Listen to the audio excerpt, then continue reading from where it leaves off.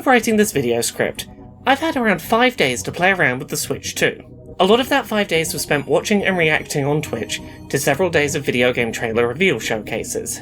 It might be fairest to say I've had a Switch 2 for 5 days, but I feel like I've put enough hours in with the system across a few very late nights playing to start forming some initial impressions of Nintendo's newest handheld hybrid console. In terms of build quality, the Switch 2 does feel immediately premium. The matte finish to the plastic helps it to feel less like a children's toy, the larger screen is bright and vibrant, the new magnetically attached Joy-Cons snap into place with a satisfying solidness, and the handheld feels firm in hand, free from the slight wobble and flex seen with the original Switch's Joy-Con rail system. While the 120 FPS screen isn't OLED, the quality of the LCD panel is sufficient that I'm not missing the OLED Switch's display as much as I expected I might.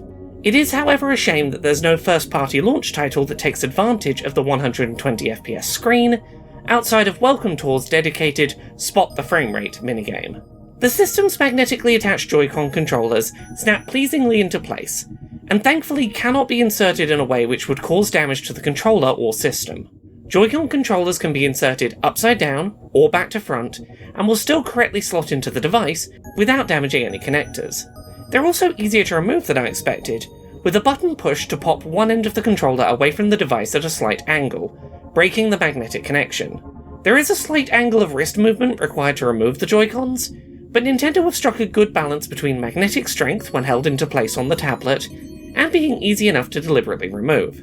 While the Switch 2 on paper may not stand up to the tech specs seen on some of the more expensive PC gaming handhelds currently on the market, like the Lenovo Legion Go, in practical terms, game performance does compare favourably to other portable gaming options out there, at least looking at the launch lineup.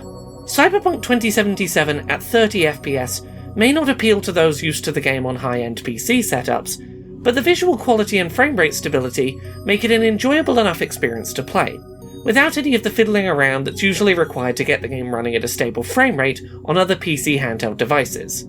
There's a definite allure to just pressing start on a game and it running at a stable level of performance, and the Switch 2's DLSS implementation means that visual results are decent without having to fiddle around as the end user, finding the settings that are right for your handheld machine's limitations.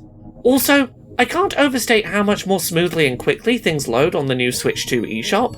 The eShop on the original Switch is actively painful to browse, and while shovelware is still an issue on Switch 2, Nintendo have done a much better job of deprioritizing it in results, and making sure that you can scroll past it for actually interesting games more easily.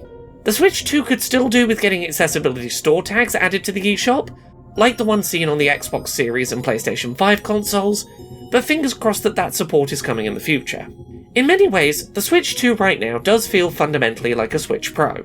That's not necessarily a criticism, it's just kind of a reality of a lot of the launch day software support. Sure, there are titles like Cyberpunk available that definitely would not have run on Switch 1 without major compromises, but a lot of what's available for players at launch on Switch 2 is enhanced performance patch boosted Switch 1 software, and Switch 1 games that just inherently run better than they did last generation.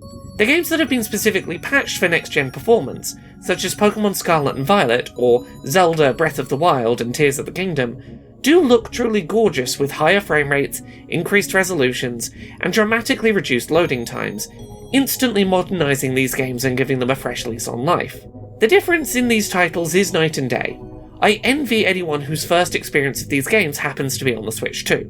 Games without performance patches are more of a mixed bag, but generally speaking, any games that fail to consistently hit their frame rate cap on Switch 1 tend to now much more reliably cap out their frame rate targets with minimal issues. This is impressive in titles like The Legend of Zelda: Age of Calamity, but it's a true game changer in titles like 1000X Resist, which previously caused me huge amounts of motion sickness due to its low and inconsistent frame rate in a central hub area. While 1000X Resist previously wreaked havoc on my motion sickness sensitivity, on Switch 2 the game seems to run pretty close to a locked 30 FPS, a far more manageable level of performance from an accessibility perspective. While much of the launch lineup available day one is enhanced Switch 1 games, the third-party ports available at launch are fairly reassuring for the system's strength, graphics performance, and ease of development. Cyberpunk does a good job of pushing the system technically with solid results, Street Fighter VI runs at 60 FPS with Series S comparable visuals, and titles like Civilization VII run with considerably less stuttering and loading pauses during gameplay, while being undoubtedly better to play with a Joy-Con mouse than a controller. Being able to, at any time, turn a Joy-Con on its side and use it as a mouse isn't going to change the world for every game, but for the games that it's supported on, it is really nice the ease with which many of these titles allow the player to slip in and out of pointer access during play. I do have a lot of optimism for the future of strategy games and point-and-click adventure titles on Switch 2 as a primarily console gamer. In terms of accessibility, there's some quick bullet points that I can rattle off to answer some basic accessibility questions. Text-to-speech narration is great to see added to the Switch 2, and the maximum speed supported is pretty high, but it isn't a supported feature when browsing the eShop, and can't be activated until after the Switch 2's initial setup process is complete. So the Switch 2 isn't going to be accessible for sightless blind players to navigate without a degree of sighted player assistance. The Hori Flex accessibility controller is supported on Switch 2 at launch, either connected to the dock or via a USB adapter in the top USB-C port when playing in tabletop mode. The only negative is that you can't wake the console from sleep mode using the Hori Flex, as Switch 1 controllers can't be used to wake the console. The Switch 2 still doesn't support controller assist mode, previously called co-pilot mode on Xbox. This means that you can't, for example, use a single Joy-Con held in one hand and the Hori Flex in tandem as a single controller. If you activate speech-to-text transcription in game chat, by default swear words and other vulgarity are indeed transcribed accurately-ish, and not filtered out or blocked from transcriptions. This is great. Let deaf people read their friends swearing at them when they lose in Mario Kart. Mario Kart World, the Switch 2's primary first-party launch title, supports both the steering assist and acceleration assist features seen in Mario Kart 8 Deluxe, but also supports item assist, which automates throwing items at other players when appropriate. The Switch 2 packaging, as well as that of Nintendo-produced Switch 2 official accessories, doesn't feature any specific accessibility accommodations.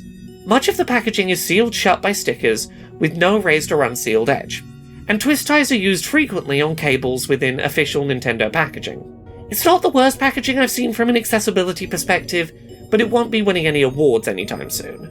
Lastly, the new Switch 2 Pro controller and controller grip both feature a pair of programmable GL and GR back panel buttons. These can be quickly programmed by holding down the home button, and can be programmed per system user and per game, with their custom bindings being remembered and recognised when returning to software. Beyond that, let's talk about accessories and side features a little. Game Chat is a pretty decent feature for what it is. The system's built-in microphone is of decent quality and does a good job detecting voices and cutting out background noises automatically and from a distance. Yeah, the gameplay feed previews are low frame rate in their little on-screen squares, but in the midst of gameplay it's not a big issue.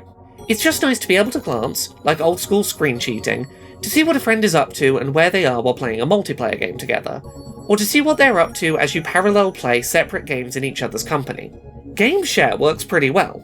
It's a feature that lets you play a multiplayer game on multiple systems with only one person owning a copy of the game, by having a single Switch 2 generate 2 views of a game, and streaming one of them locally or over the internet.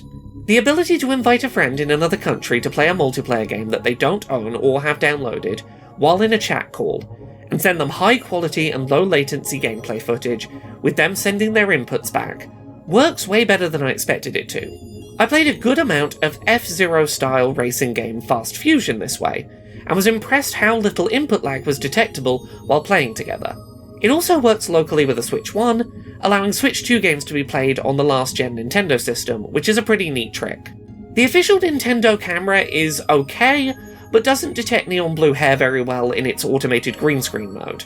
The Hori Piranha Plant camera is only a 480p resolution camera, but the bigger issue is its horribly low frame rate. Don't buy the Hori camera, it's simply not worth it.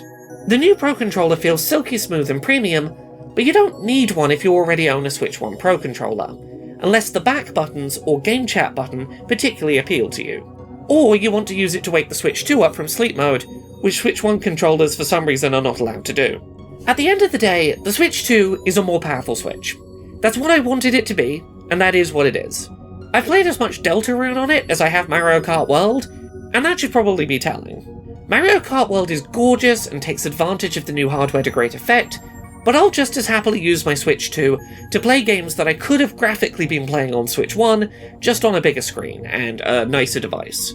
It's a continuation of my Switch 1 ownership, with more power under the hood. I'm glad it's going to allow me to play Street Fighter 6 as a second screen experience, but equally glad that I can finish playing 100-line Last Defense Academy with faster loading times. Right now it's mostly a Switch Pro for me, but that's all I really need it to be right now. It's great that it has mouse mode support and can play ports of modern console games, but I mainly just like that it's thinner than a Steam Deck and gets great performance without all of the settings fiddling to get things running nicely. It's kind of just a Switch Pro, and I kind of love it. Thank you so much to this month's Patreon backers who help make this show possible. You can support the show and everything I do at patreon.com/LauraKBuzz.